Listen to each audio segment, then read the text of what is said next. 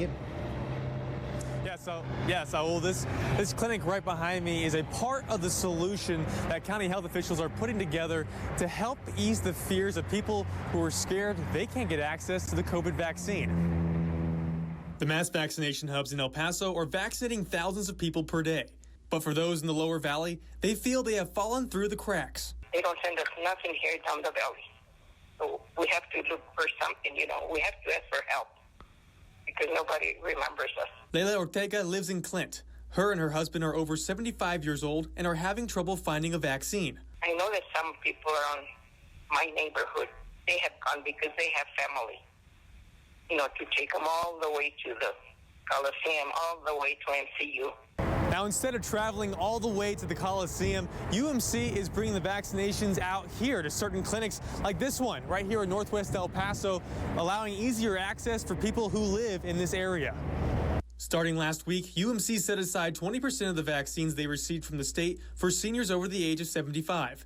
Those vaccines are sent to two clinics on opposite sides of the county, one in Fabens and the other next to Canutillo High School. And instead of a registration process, UMC officials seek out patients themselves. So they have a database with all of their patient information. So they can see the patient's age, they can see their underlying conditions, and this allows them to very quickly identify who is eligible for the vaccine now. UMC staff call patients in these areas that are eligible and register them on the spot. But what about people like Ortega that are not in the UMC database? County health officials are rolling out new equipment to bring the vaccine to them as well. So it can be used for lab work, it can be used for exams, it can be used for physicals, vaccinations, of course, not just COVID, but flu vaccines.